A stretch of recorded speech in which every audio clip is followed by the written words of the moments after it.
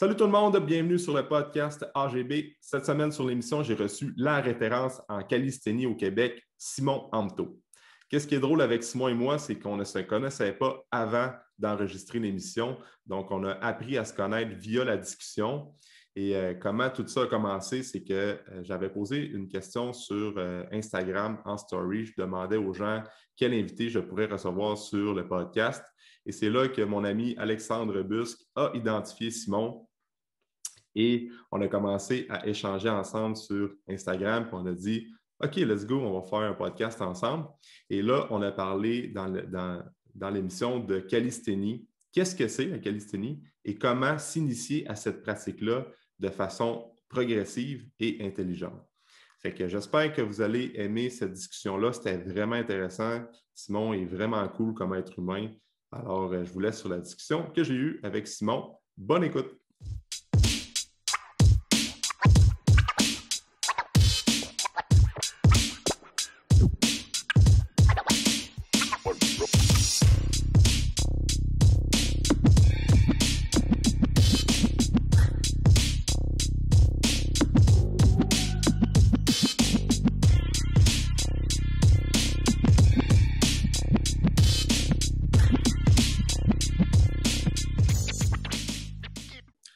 Salut Simon, comment ça va? Salut Alexandre, ça va super bien. Merci de m'inviter. Je suis vraiment très content surtout que c'est la première fois qu'on se parle en vrai.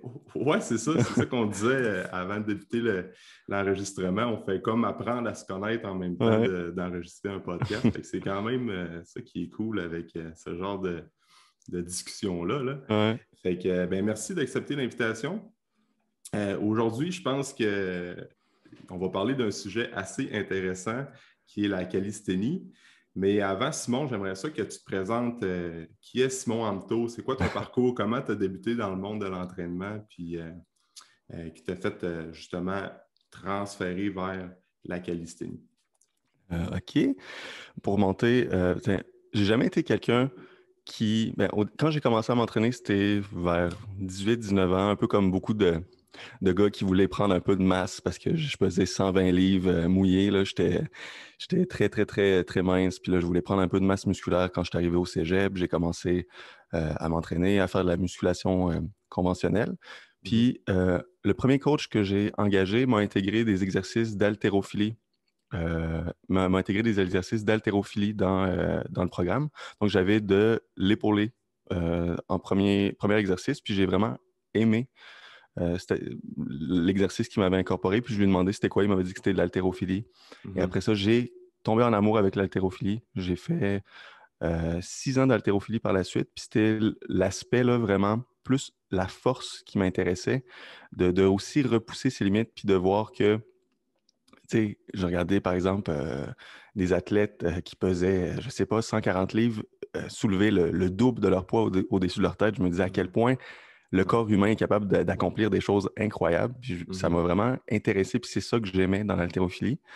Mais vu que je pense que beaucoup de personnes, quand ils commencent à s'entraîner puis à aimer quelque chose, j'ai été jusqu'à faire du surentraînement, à pousser vraiment trop loin, à m'entraîner. Tu sais, je m'entraînais 2 fois par jour. Tu sais, je regardais les programmes d'entraînement bulgares où ils faisaient du squat 2 fois par jour, une fréquence ultra élevée, mais quand tu vois ça, il faut que tu saches aussi que ton volume doit être conséquent à ça. Mais moi, j'ai tout fait, là. Je faisais fréquence élevée, volume élevé. Fait que je me suis vraiment... j'ai été jusqu'au bout, je me suis blessé.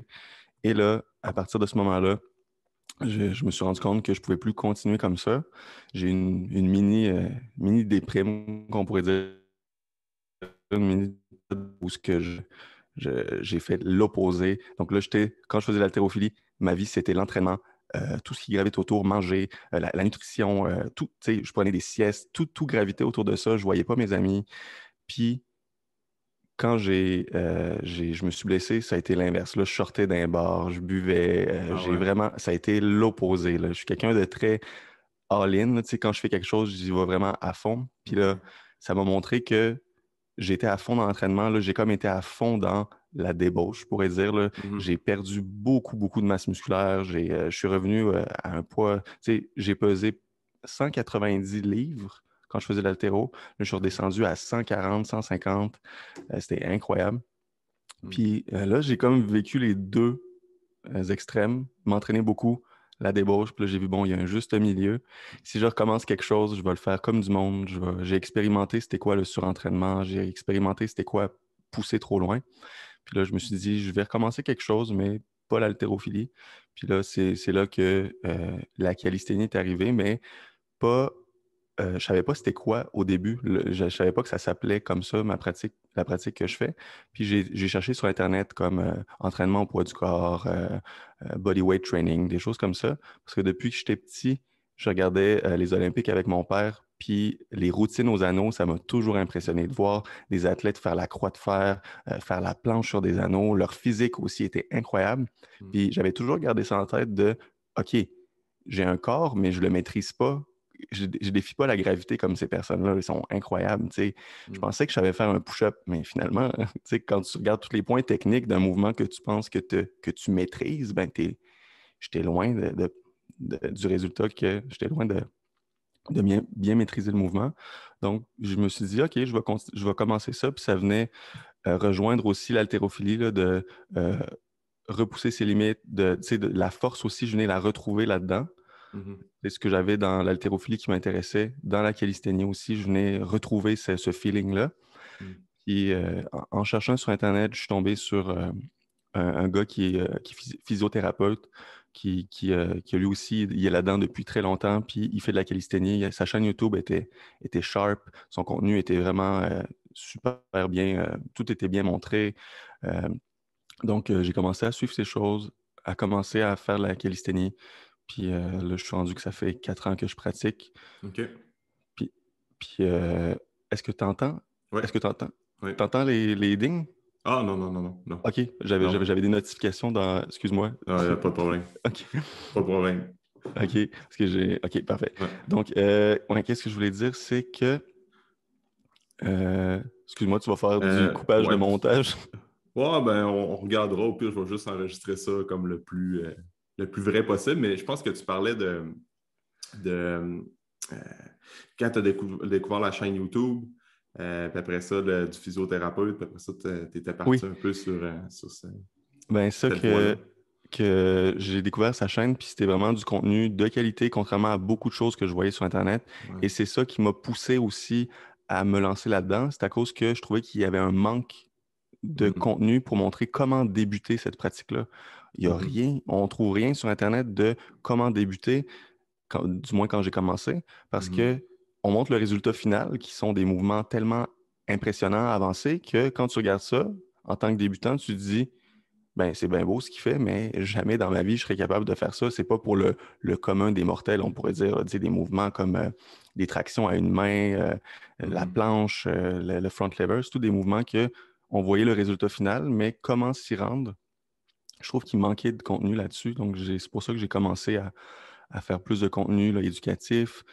Puis j'ai aussi fait une formation en kinésithérapie, donc ça m'a apporté certaines notions par la suite que j'ai voulu un peu appliquer, ben, des connaissances anatomiques, musculo-squelettiques. Donc ça, c'est après, ça m'a aidé un peu dans ce que je fais là présentement.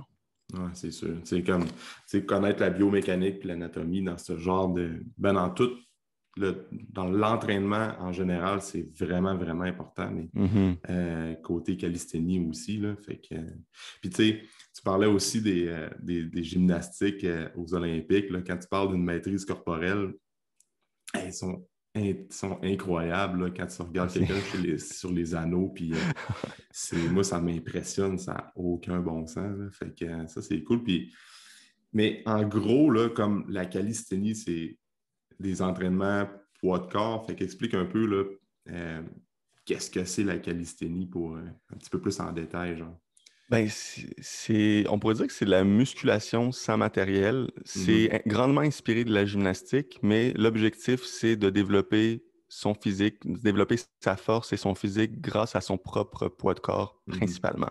Mais c'est sûr que tu sais, l'objectif reste toujours d'aller vers des progressions plus avancées où ce que tu utilises principalement ton poids de corps, mais tu peux aussi utiliser des charges.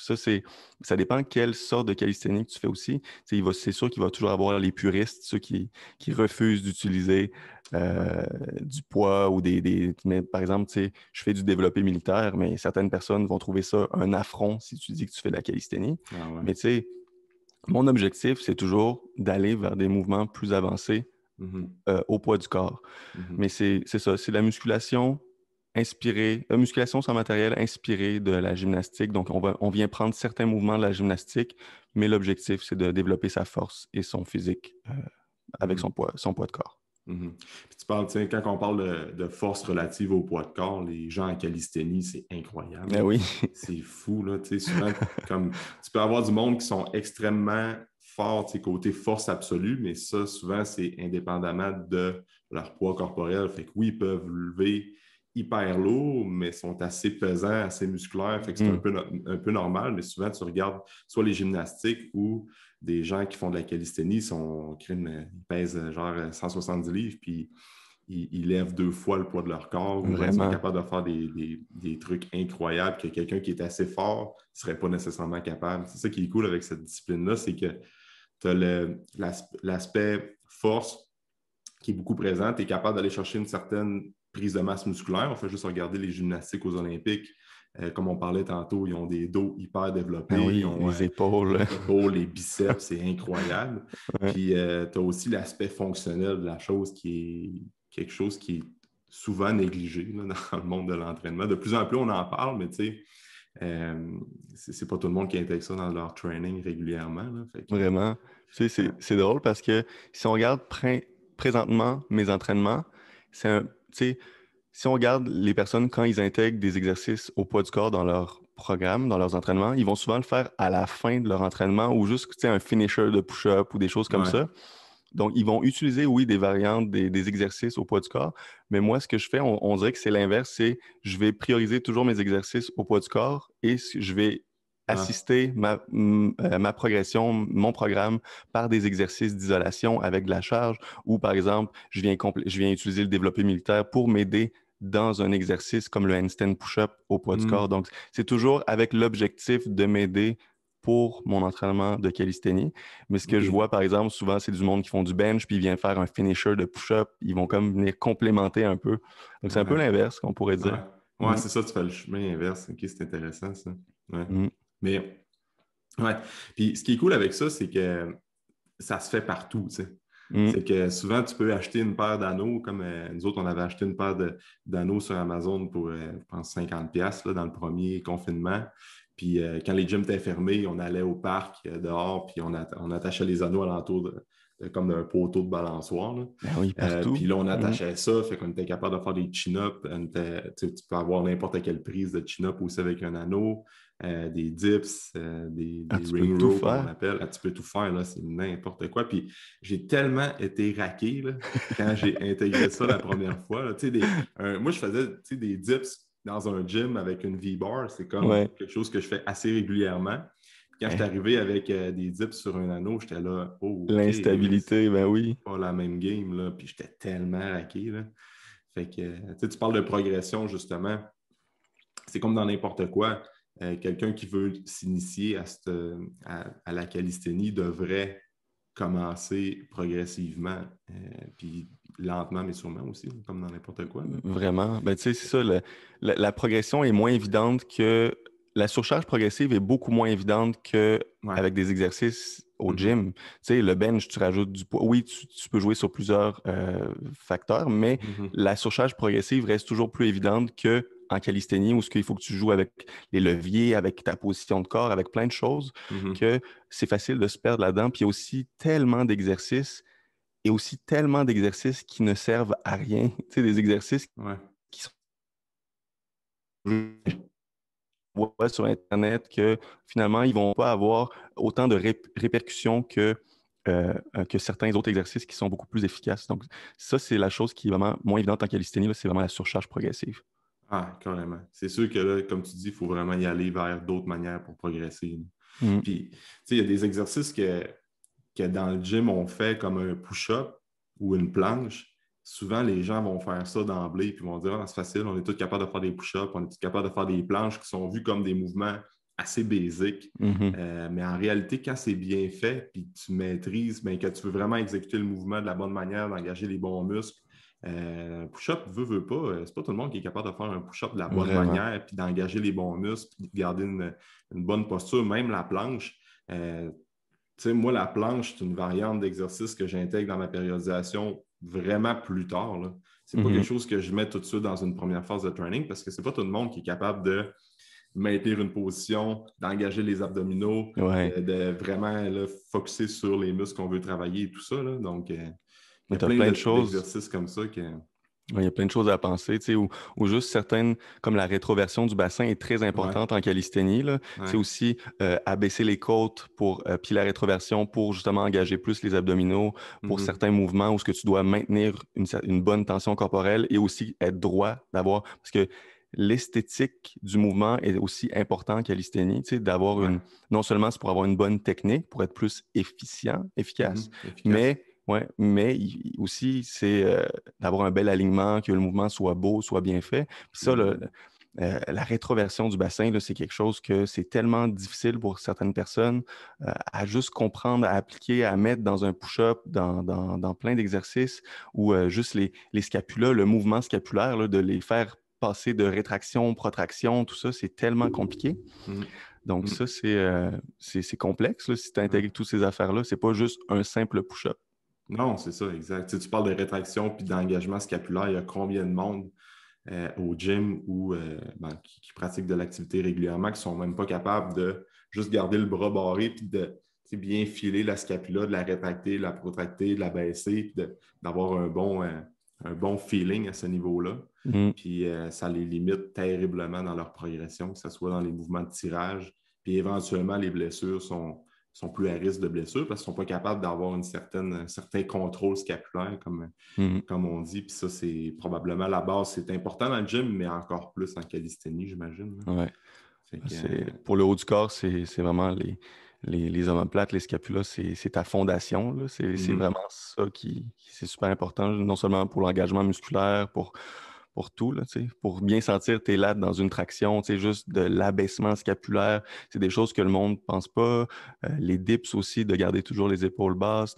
Bref, il y a tellement de choses que quand j'ai découvert ça, tu sais, quand j'ai vu ça en calisthénie, à quel point dans chaque mouvement que tu fais, si tes omoplates font pas quelque chose, il y a quelque chose que tu fais pas comme du monde, là. Il faut vraiment ouais, que tu les intègres. Puis après, j'ai vu que même en musculation, c'est quelque chose. Aussitôt que tu bouges ton ouais, épaule, il faut que tu aies quelque chose aussi de ta scapula.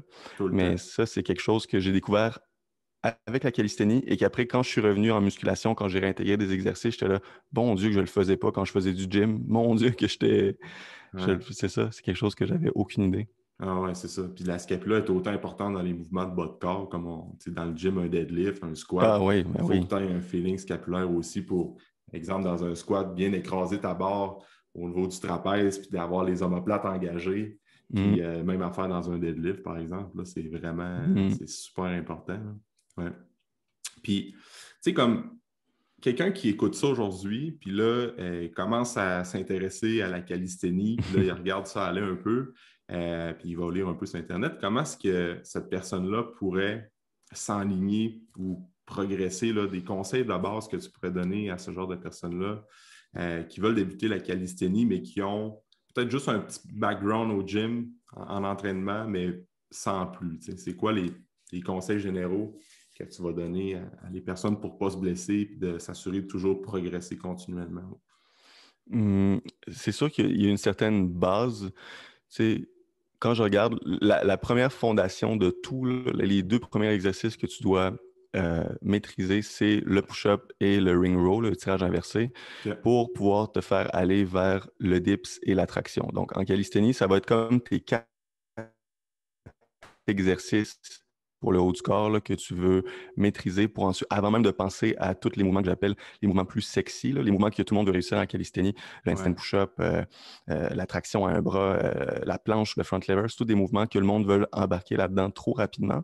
Mhm. Puis, tu sais, les dips puis les tractions, tu sais, une bonne dizaine de répétitions pour les tractions, 15 répétitions pour le dips, tu sais, c'est une bonne base avant de penser à intégrer des exercices isométriques comme la planche. Là, je parle de la planche, pas la planche abdominale, là, mais plus la planche bras tendu, qui est un exercice de calisthénie très avancé. Imagine que tu es en position push-up, bras tendus, mais avec tes pieds qui ne touchent pas au sol. OK.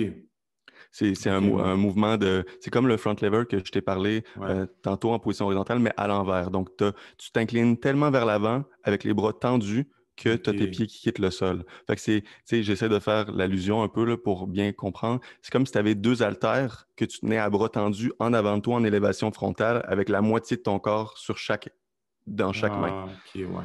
Fait que c'est incroyable, là. Ça demande une force incroyable. Puis ce que je vois, c'est que le monde s'embarque là-dedans trop rapidement, sans Ouais. avoir laissé le temps aussi à leur corps, surtout à leur tissu conjonctif de s'adapter. Puis ils s'embarquent dans ça sans avoir la force nécessaire, la force générale nécessaire avant d'aller dans Mhm. du spécifique comme ça. Donc, Mhm. tu sais, le tirage, le push-up, la traction, puis le dips sont les mouvements que tu veux maîtriser. Puis, tu sais, aussitôt que tu maîtrises le push-up, intensifie l'exercice. Ça, c'est quelque chose que je vois souvent. Le monde va jouer beaucoup sur le volume. Ils vont se rendre à un chiffre, tu sais, Ouais. 50 répétitions. Ils vont augmenter le volume et non l'intensité. Tu sais. Toujours Mhm. trouver une manière de rester dans un nombre de répétitions qui favorise la prise de force. Puis ça, c'est l'erreur que je vois le plus fréquemment, c'est ça. Mhm. C'est d'aller dans de l'endurance au lieu de la force. Puis là, Ouais. finalement, C'est là que les gens ben, se blessent. c'est ça. Ils font un volume tellement important. Leur volume au sein même de leur entraînement et dans leur semaine est Mhm. vraiment incroyable. Donc, c'est sûr que ça va avoir un impact sur leur récupération, sur plein de choses, Mhm. dont aussi augmenter leurs chances de se blesser. Ah oui, c'est Et sûr. en plus de ne pas augmenter leur force. Puis Ouais. c'est ça qui est important si tu veux aller dans ces mouvements-là. Donc, tu Mhm. sais, intensifie l'exercice, joue avec la position de ton corps, Mhm. intègre les anneaux à tes push-ups, rajoute-toi un sac à dos Ouais. euh, ou le pseudo-planche push-up, c'est un exercice qui est rarement employé, que tu fais simplement avancer tes épaules en avant de tes Mhm. mains. Mhm. Graduellement, tu avances de plus en plus tes épaules, donc tu vas rajouter beaucoup de tension sur le devant de tes épaules. C'est très Euh, dur, ça. Très difficile. Mhm. 2 centimètres de plus d'incliner vers l'avant, ça rajoute Mhm. c'est tellement difficile. Donc, Même c'est les de... push-ups avec les mains plus larges, que tu Ouais, peux, ou des pike push-ups, là, tu sais, c'est comme des ouais, progressions que c'est ça. personne ne fait ça, tu sais, mais c'est vraiment dur, là. Ouais. Puis Fait le pike push-up, ça, c'est une super progression pour aller vers le handstand push-up aussi, là. mhm. Puis c'est rare de voir des exercices de calisthénie pour la poussée verticale vers le haut. Tu sais, tu as Mhm. le développé militaire en musculation, mais en calisthénie, c'est un bon exercice à intégrer pour justement Mhm. travailler plus ta poussée verticale avant même d'aller penser à faire des handstand push-up au mur. Mhm. Mhm. Ça, c'est vraiment une bonne progression là, à utiliser.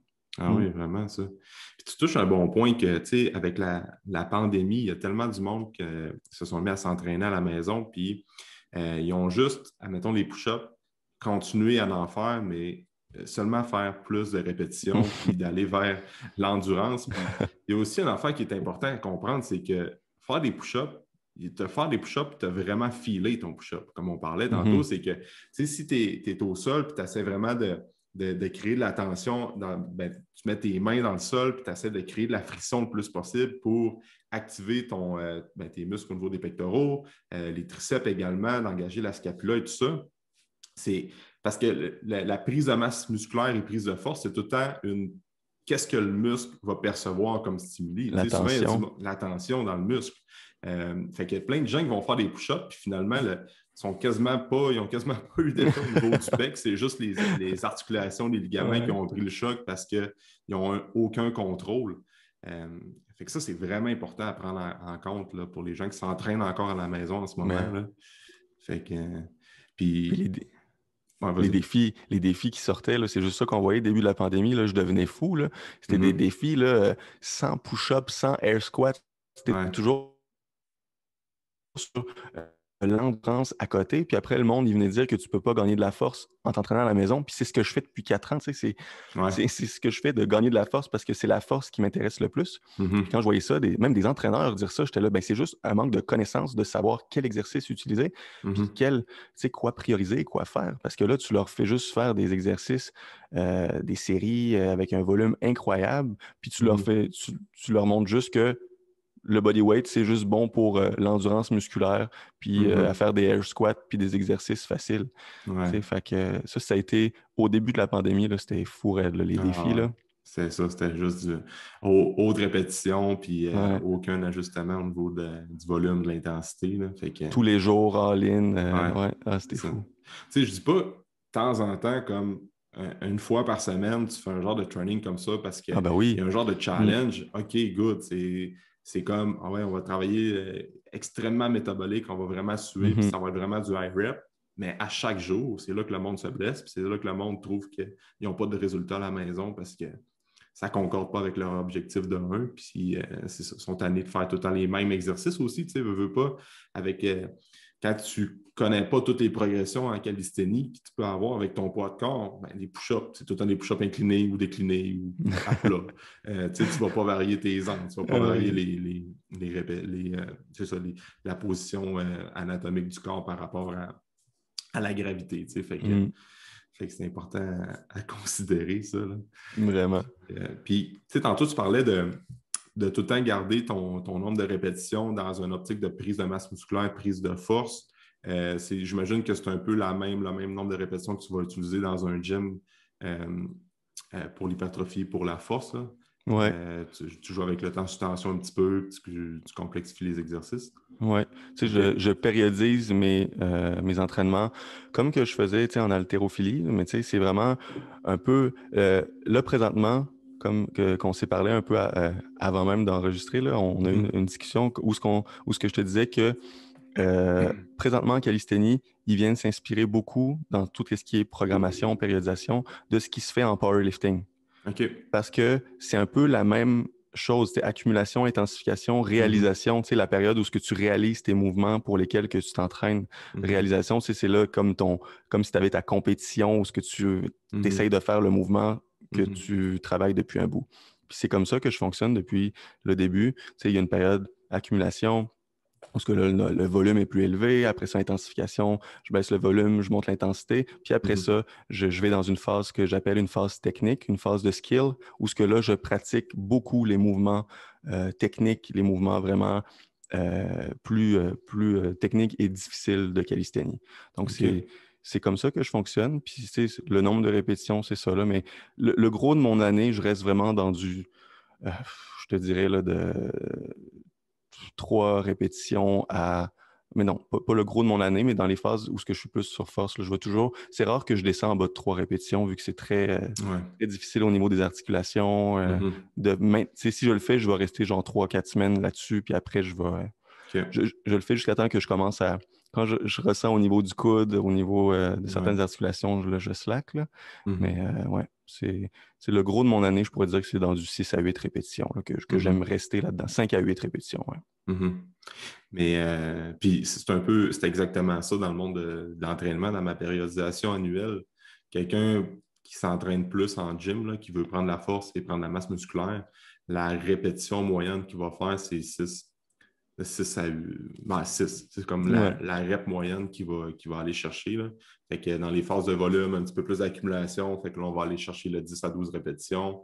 Hop, on va intensifier à 5 à 7. Puis après ça, on va tout le temps faire une périodisation. J'imagine que la périodisation ondulatoire qui revient un peu au Ouais. même genre d'approche que tu vas utiliser. Tu vas jouer aussi avec les tempos, les phases excentriques, j'imagine. Ça, c'est Ouais. vraiment important. Bodyweight encore Ah, plus. c'est encore plus, là, tu sais, Ouais, t'apprends le mouvement, mais à l'envers. Puis, tu sais, ouais. c'est là-dessus que j'ai réussi la plupart de mes mouvements. Si je regarde la traction à un bras, j'ai beaucoup utilisé les excentriques. Mhm, Tu sais, tellement de mouvements que c'est pertinent pour la calisthénie. Tu sais, en mhm, ce qui concerne le patron moteur, tu sais, tu fais l'exercice à mhm, l'envers, donc tu apprends la technique. mhm. Tu es plus fort aussi en excentrique. Bref, c'est un outil incroyable en calisthénie, là. Ouais, puis c'est tellement un type de contraction qui est négligé autant dans le Mm. gym que ben, n'importe qui s'entraîne un tempo lent en excentrique, c'est pas c'est c'est pas tout le monde qui utilise ça, là. Puis on voit pas, souvent les gens ne voient pas l'intérêt, justement, mais c'est tellement important. Puis encore plus dans des mouvements de traction. Parce que, tu sais, souvent, il y a combien de gens qui vont vouloir débuter à faire des chin-ups ou bien des tractions, puis après ça, ils vont s'attacher à un élastique sans nécessairement le faire la bonne progression, parce que pour commencer à faire des chin-ups, on devrait commencer avec juste des contractions excentriques, tout dépendant des périodisations que tu peux prendre, puis des approches. Tu peux juste faire tu te mets sur un genre de step, tu montes, passer le menton au niveau de ta barre de chin-up ou tes anneaux, sans nécessairement faire le coup, là, le coup de poule qu'on appelle, je ne sais pas comment tu l'appelles. Ouais, c'est comme ça aussi, ouais. Ouais. Puis tu sais, tu fais juste relâcher ton mouvement en 15 à 20 secondes, puis après ça, tu progresses comme ça.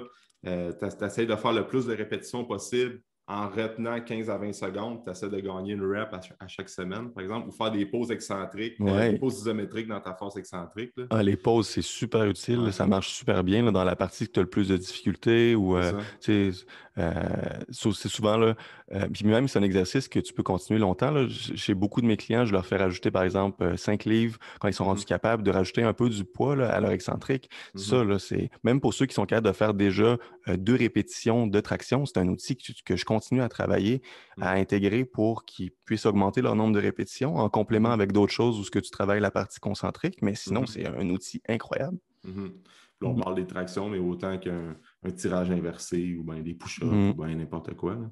Mais je suis curieux de t'entendre là-dessus. Tu sais, comme quelqu'un qui veut commencer à faire des tractions, utilises-tu la bande élastique pour faire des progressions ou tu fais comme un peu jouer avec l'emphase sur la contraction excentrique ou isométrique?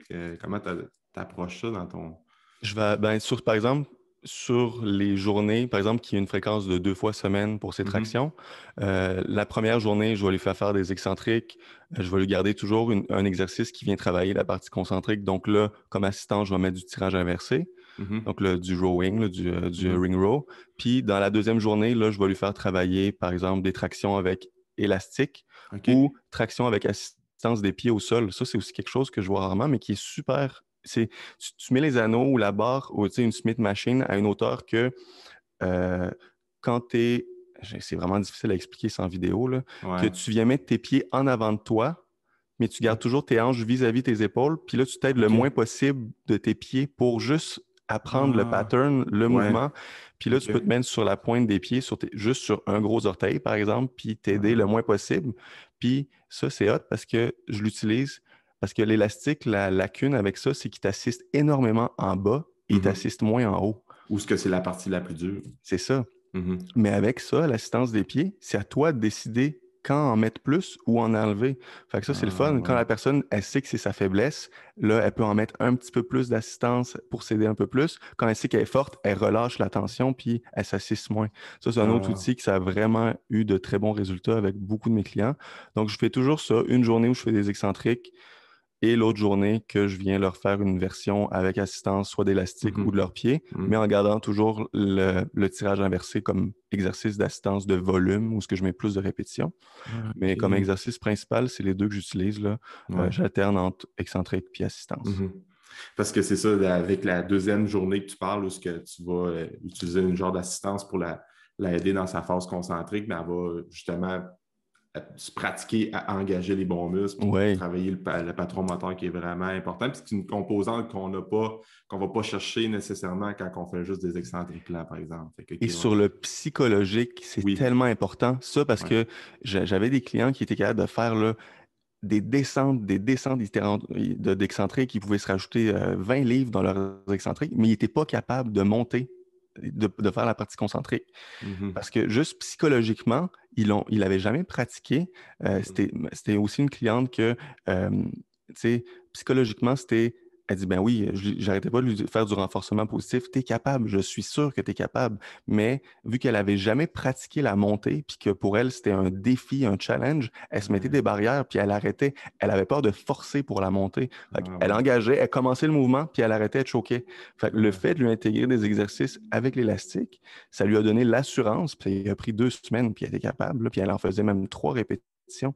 C'est juste que je trouve que, oui, si on regarde au point de vue de la mécanique du mouvement, l'assistance avec l'élastique, c'est pas euh, c'est pas ce qu'il y a de l'idéal en ce qui concerne l'assistance parce que ça assiste beaucoup en bas puis ça assiste moins en haut. Mhm. Mais sur le point de vue, donner de l'assurance, ça, là, c'est incroyable aussi. Là. Puis Ah, pratique ouais. du Ah ouais, c'est vrai. Mais ça, c'est excellent pareil. C'est vrai. Ben, tu sais, souvent, je pourrais comme donner l'exemple de quelqu'un qui fait un squat, puis tu pourrais tout le temps dire essaye de descendre le plus bas possible. Si tu ne descends pas, si l'ischio-jambier ne va pas toucher le mollet, c'est pas un squat, c'est pas bon. Ouais. Tandis que la personne est juste capable de te donner tu sais, un 30 degrés de squat d'amplitude parce que c'est là qu'elle est à l'aise, puis c'est là qu'elle sent qu'elle est en contrôle de son mouvement. Mhm. Ben, good. On commence par ça. Puis là, prendre c'est pas le squat parfait encore, mais prendre la confiance, pratique le mouvement. Puis Mhm. plus ça va aller, plus tu vas descendre graduellement. Puis tu vas prendre la confiance à descendre plus bas. Puis là, tu vas commencer à augmenter tes charges. Fait que c'est vrai que c'est un très bon point, ça, souvent. Ça revient un peu aussi de tout le temps apprendre pas juste l'aspect technique de la chose, mais aussi l'aspect psychologique dans le training. Ouais. Souvent, on va voir du monde qui vont dire ah, ça ne fit pas un peu la théorie de l'entraînement, ça ne concorde pas avec les bonnes progressions. Mais si la personne, l'entraîneur, a trouvé une technique pour expliquer à la personne pour qu'elle prenne confiance et qu'elle prenne un petit peu plus d'assurance, ben c'est ça le coaching aussi. Ben Donc, vraiment, tu l'as c'est vraiment un bien point. dit, tu l'as vraiment bien dit, le psychologique, là, tu sais, on l'a tous déjà expérimenté, là, si on s'entraîne depuis un bout, quand tu veux tester ton 1RM, si tu le files pas, tu vas pas le faire, là, tu sais. Mm. Même si théoriquement, selon les pourcentages, tu serais capable de le faire, puis même d'en faire 2 répétitions, tu sais, avec le poids que Mhm. tu as choisi. Mhm. Mais si la journée, tu le files pas, moi, c'est arrivé plein de fois là, que je m'étais cédulé comme aujourd'hui, je teste ça, puis finalement, je me lève le matin, t'as aucune drive, t'as aucune motivation. J'étais sûr que j'allais pas l'avoir, là, tu le reportes. Fait que, tu sais, quand tu es sûr de ne pas réussir une traction, même si ton coach te dit, t'es capable, là, théoriquement, Mhm. là, tu m'as fait 8 descentes là, comme ça, back-à-back Mhm. avec du poids, ben, si la personne elle se met des barrières, on ne sait pas Mhm. aussi sa vie ou tu sais, c'est plein de choses Mhm. qui font en sorte qu'elle se dit Mhm. qu'elle n'est pas capable. Mm. Mm. Ah, c'est ça. Puis c'est tout le temps, c'est à l'entraîneur de trouver des outils pour aider cette personne-là à briser des plateaux, là. Tu sais, c'est comme Mm. tu sais, un parallèle avec le fameux bench press, là. On a tôt ou tard, quelqu'un qui a avancé dans l'entraînement va avoir la fameuse barrière du 2 plates sur le bench. Fait que, tu sais, souvent, ce que je vois aux gens, c'est comme ils ont comme 2 plates, puis après ça, ils essayent de la pousser, mais à chaque semaine, ils ne sont pas capables. Puis ils reviennent tout le temps la semaine suivante. Ah, je vais essayer de repousser le 2 plates. Puis là, ils ne l'ont pas. Puis là, ça joue, là, veut pas, Ah, vraiment? l'être humain va voir ça comme une barrière psychologique. Tandis que moi, ce que j'aime utiliser dans le training, c'est des petites plates fractionnelles, fait que Les juste micro-plates, ouais. micro-plates, là. Fait que, tu sais, c'est comme, commence avec, la semaine prochaine, fais 225 plus une demi-livre, ça va te faire 226. Puis après ça, tu viens qu'avoir un petit... Là, tu réussis ta rep. Fait que là, ben, exemple, la barrière, c'est le 225 plutôt, commence à 222, mettons. Puis Ouais. là, essaie graduellement d'augmenter à chaque semaine. Puis là, c'est là que la personne vient à briser des plateaux. Fait que c'est un peu la même affaire qu'en calisthénie. Tu pourrais justement trouver plein de techniques comme ça, j'imagine, avec tes Ah, clients, vraiment? là. Fait que, Ben oui. ouais. Ouais. Puis tu parles de complexifier l'exercice. Ça, c'est quelque chose qui est vraiment important, autant dans la calisthénie, comme tu dis, puis dans le monde de l'entraînement aussi. C'est qu'à chaque phase, c'est que tu commences tout le temps avec une progression que la personne est capable de maîtriser. Puis le but, c'est juste de complexifier d'une petite affaire à chaque nouvelle phase d'entraînement, tu sais. Mhm. Fait que j'imagine, ouais, c'est un game changer aussi, ça, là. Ah, il y a tellement d'outils, plein de choses, de Ouais, variables qu'on peut jouer avec ça. ouais. Tu sais, si on regarde mes entraînements d'un point de vue externe, c'est souvent les mêmes exercices qui reviennent, là. Mhm. C'est d'un point de vue que quelqu'un qui cherche toujours des variantes, tu sais, que ses entraînements soient toujours différents, il regarderait mon programme puis il ferait comme, ben, c'est boring ton programme. Mais il y a Mhm. tellement d'autres choses que, tu sais, la densité, le tempo. Si tu regardes mes Mhm. phases, oui, ça va être le même exercice, mais il va toujours avoir quelque chose de différent qui Mhm. vient, qui vient changer. Puis ça, en bout de ligne, c'est ça qui va avoir le plus d'impact. Tu Mhm. sais, de toujours prendre des mêmes exercices où il y a le moins, tu sais, pas beaucoup de changements dedans. Comme par exemple, si je regarde une phase que je vais faire du développé militaire, ben la phase d'après, je vais faire juste des handstand push-up en calisthénie. Tu sais, ça reste quand même de la poussée verticale. Là, j'ai complètement changé d'exercice, mais sinon, par exemple, je peux changer l'amplitude du mouvement Ouais. peux changer, mettre des pauses dans l'exercice. Il y a tellement de choses que tu peux changer, là. Mhm. Ouais. Ah oui, c'est sûr. Puis, tu sais, par rapport les centres de CrossFit, là, il intègre, veut pas, beaucoup de mouvements qui découlent de la calisthénie, de la gymnastique aussi. Euh, mais souvent, il y a comme. En tout cas, je veux pas. J'adore. Je pratique pas le CrossFit, là, puis j'adore ça, là. J'ai extrêmement du respect pour. J'ai des chums qui ont des centres de CrossFit, puis je trouve ça vraiment nice. Mais souvent, je trouve que quand l'entraîneur ou le coach de CrossFit n'a pas la bonne approche, souvent, ça va, OK, essaye des handstands, puis si ça ne fait pas, la semaine d'après, on essaye encore, puis on essaye encore, puis il devrait des fois intégrer des progressions de pike push-up, des excentriques lents et tout ça. Là. Je ne sais pas, je parle peut-être au travers de mon chapeau, mais j'espère que moi, les coachs que je connais font ça, mais je ne sais pas si c'est commun là, ou bien c'est courant dans les CrossFit Box. Là. Ça a Mais beaucoup évolué. oui, Ça a c'est beaucoup. ça. Mais comme tu dis, là, je pense pas que c'est. Tu l'as bien dit, c'est pas la discipline en tant que telle. Moi aussi, j'ai beaucoup d'admiration Ouais. pour ceux qui pratiquent le CrossFit. C'est Ouais. plus qu'est-ce que le monde en a fait et aussi Ouais. notre mentalité en tant qu'être humain qu'on veut tout avoir rapidement, là. Tu Mhm. sais, tu shootes une discipline qu'il faut que tu sois bon dans l'haltérophilie, la gymnastique, que tu sois endurant, que tu Mhm. aies des qualités athlétiques phénoménales Mhm. à un humain que, mettons, c'est Ouais. dur pour lui d'être patient. C'est Ouais, sûr c'est que ça. il va vouloir. C'est comme quelqu'un qui apprendrait 6 langues en même temps. C'est sûr qu'il ne C'est ça. pourrait pas, là. Contrairement Exactement. à un qui se focalise sur d'abord quelque chose. Après ça, Mhm. dans 2 mois, OK, il va développer son endurance. Dans 2 mois, Mhm. tu sais, mettre la Mhm. priorité sur un en mettant Mhm. les autres un peu de Mhm. côté, mais en les travaillant, en les maintenant en les Mhm. mettant sur maintenance. Mhm. Puis ça va avoir vraiment, ça va être beaucoup plus efficace, mais Ouais, en calisthénie, ben, la gymnastique qu'ils ont intégrée en CrossFit, c'est tellement complexe. c'est ça. C'est un domaine comme l'haltérophilie, j'en ai fait pendant Mhm. 6 ans, puis j'étais loin de maîtriser ça, là. Puis Mhm. quand un de mes amis m'avait dit, essaye le CrossFit, tu vas avoir un avantage parce que tu es bon en haltéro. Puis quand j'avais été essayer, j'en ai fait pendant quelques mois, puis ça me faisait capoter là, de voir qu'il devait tester un 1RM au snatch, mais que la personne, techniquement, j'avais mal, là, je Mhm. capotais. Fait que si tu leur dis Mhm. en plus dans ta semaine, à une personne qui travaille 40 heures par semaine, tu dois apprendre une discipline comme la gymnastique, l'haltérophilie, Ah tu ouais. dois être endurant, puis eux, ils voient juste les personnes qui vont aux games, ben Ouais, c'est c'est ça. C'est ça. c'est tough, là. Exact. Ah oui, vraiment.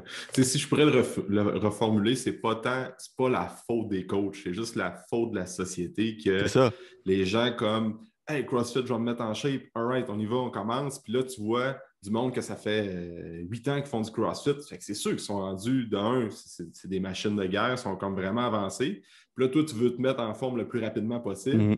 Puis là, tu dis que OK, go, c'est pas grave, là, je vais essayer de mettre le plus possible au snatch, puis je vais essayer de faire des handstands. C'est Puis ça. si je ne l'ai pas, je vais l'avoir parce qu'il faut que je vienne meilleur rapidement parce qu'aujourd'hui, on veut tout avoir rapidement. Là. On veut l'avoir hier, mais on a commencé aujourd'hui. Tu sais. Puis Fait ça, que, tu sais, c'est même pas juste dans le CrossFit. Si on non, regarde c'est tout le ça. monde qui C'est veut ça, faire le même exact. entraînement que Ronnie Coleman, Arnold, Exactement.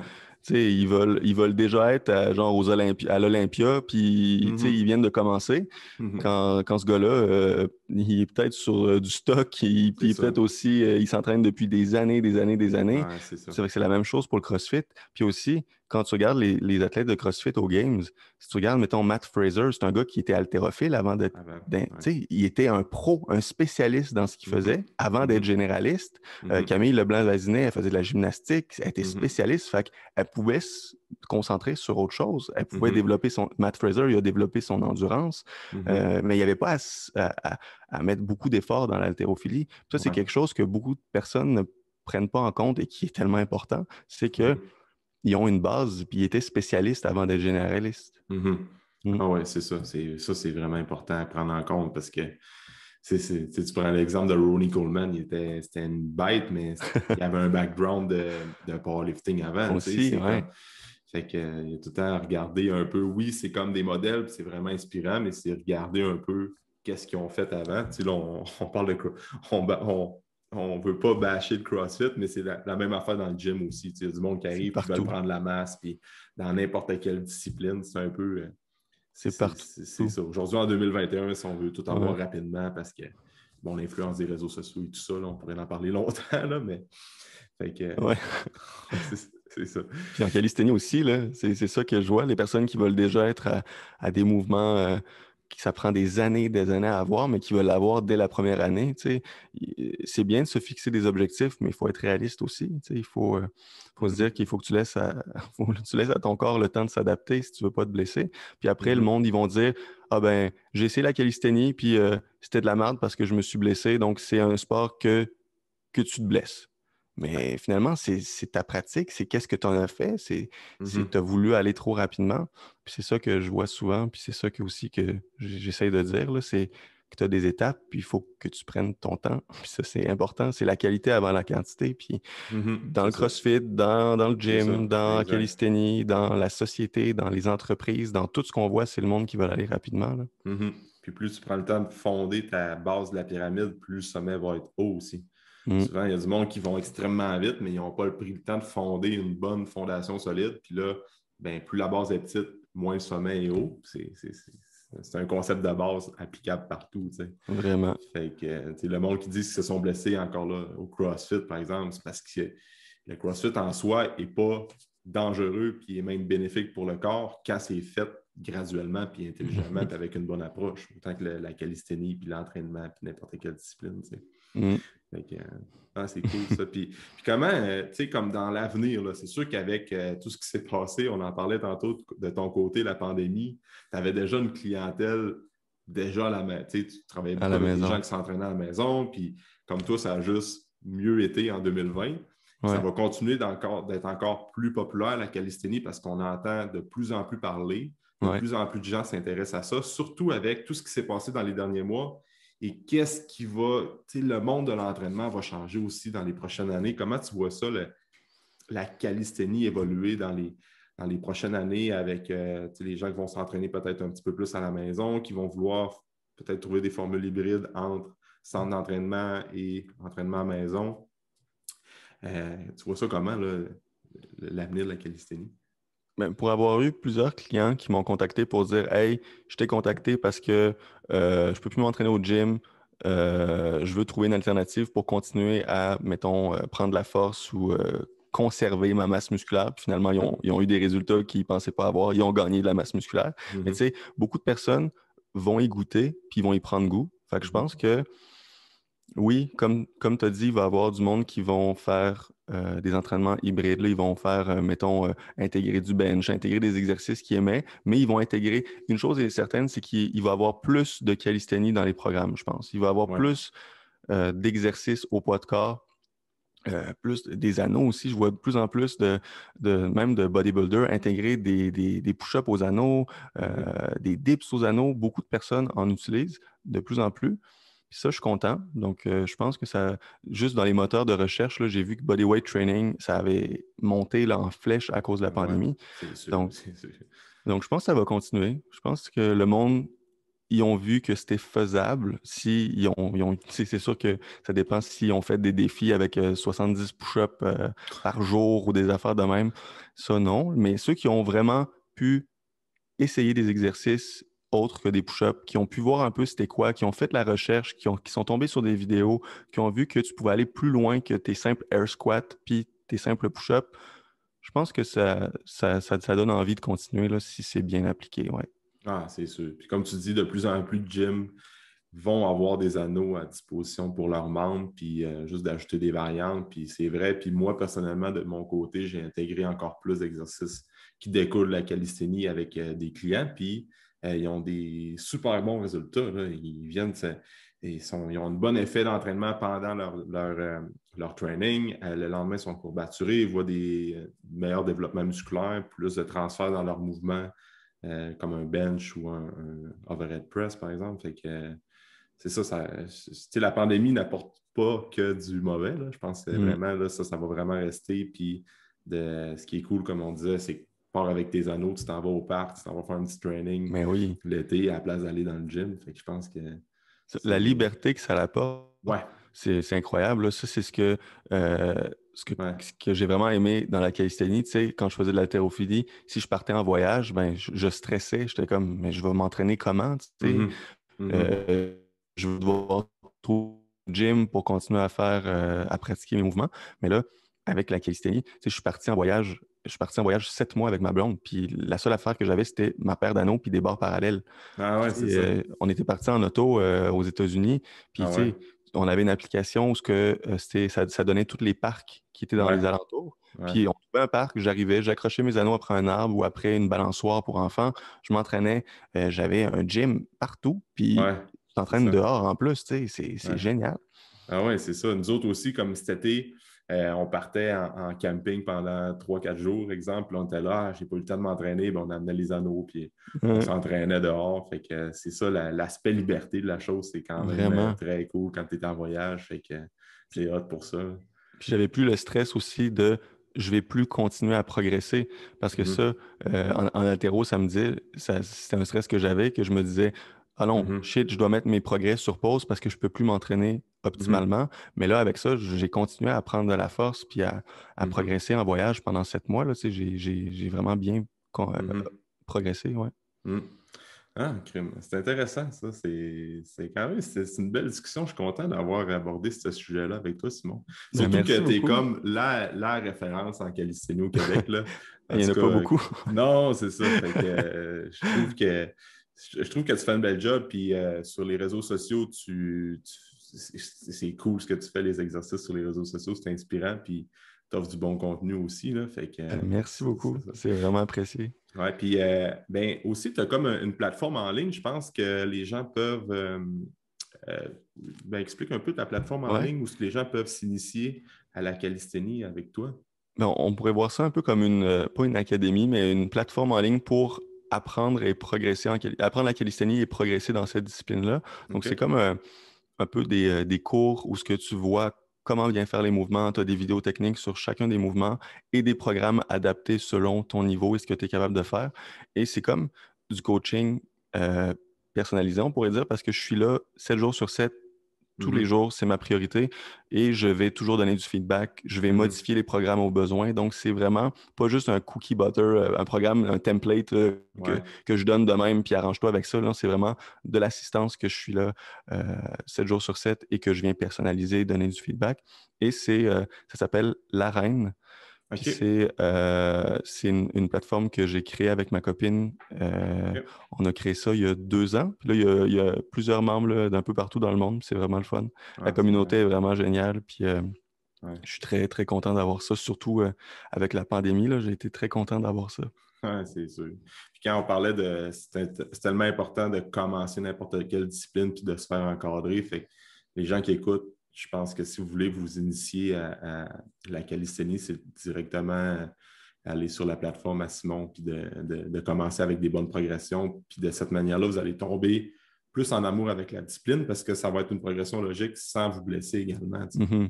Fait Puis que, j'aurais aimé ça, avoir accès à ça quand j'ai commencé aussi. ouais. Tu sais, veux pas, j'ai fait énormément de recherches. J'ai eu des mentors aussi, des personnes qui m'ont plus ciblé, qui m'ont dit, va pas là. Tu sais, juste Mhm. me diriger un peu dans le bon chemin pour pas Mhm. faire beaucoup d'erreurs. Tu sais, c'est sûr que j'en ai fait, puis c'est nécessaire de faire des erreurs. C'est vraiment bien Mhm. dans notre processus. Mais j'aurais aimé ça avoir quelque chose comme ça quand j'ai commencé pour Mhm. avoir un encadrement, savoir que j'étais au moins sur la bonne voie. Mhm. Puis c'est vraiment pour ça que j'ai décidé de lancer ça. Puis je suis très fier du résultat, là. Mais Mhm. c'est ça, on ouvre c'est comme on ouvre les inscriptions 1 à 2 fois par année. Puis OK. question d'avoir des nouvelles cohortes qui commencent en même temps pour Mhm. pouvoir avoir aussi l'engouement de commencer en même temps que plusieurs autres personnes, de les Mhm. encadrer aussi en même temps, de pouvoir apporter là, une certaine attention à un bon groupe de personnes à chaque fois. Donc Mhm. là, on a ouvert il n'y a pas longtemps. On risque de le rouvrir là, d'ici la fin de l'année ou OK. une autre fois. Là, mais sinon, il y a une liste d'attente là, pour ceux qui veulent s'inscrire. OK, good. Fait que, on va mettre les infos là, dans la description du podcast. Sinon, les gens, où est-ce qu'ils peuvent te suivre, Simon, sur les réseaux sociaux? Euh, Instagram, s'ils veulent voir un peu ma progression, c'est comme un peu mon journal d'entraînement. Je publie OK. beaucoup pour mes entraînements. Je publie aussi des vidéos là, un peu des exercices, des astuces comme ça. Sinon, Mhm. j'ai une chaîne YouTube aussi, Simon Mto, Mhm. et un compte Facebook là, professionnel, là, Simon Mto. Donc, vous pouvez OK. me trouver sur Facebook, Instagram et YouTube. OK. Puis YouTube, tu donnes du très bon contenu gratuit aussi pour faire tes progressions, là. Ah ben merci. Fait que des gens, des fois, qui veulent, tu sais, en attendant la cohorte, qui veulent commencer graduellement à s'initier, je pense juste aller faire un petit tour sur son channel YouTube, là, sont capables de commencer graduellement puis d'avoir des bonnes progressions pour pas cher, comme on dit, là. Fait que c'est ça Ouais. c'est ça qui est nice avec ta chaîne YouTube, là. Mhm. Ben merci. Good. Merci d'avoir été là, Simon. C'était super intéressant. Ben merci à toi. Je suis vraiment content qu'on ait pu se parler, se rencontrer en même temps. Ouais, c'était vraiment nice. Puis écoute, on pourra se dire une prochaine fois pour un autre sujet par rapport à la calisthénie, là, éventuellement. Ben avec plaisir. Ouais, avec Cool. plaisir. Ben, merci, Simon. Merci à toi, Alexandre. Bye. Bye. Merci beaucoup pour ton écoute. Pour tout commentaire, suggestion de sujet ou d'invité, communique avec moi via message privé. N'oublie pas d'aimer, de partager et de recommander le podcast, c'est grandement apprécié. On se rejoint dans un prochain épisode.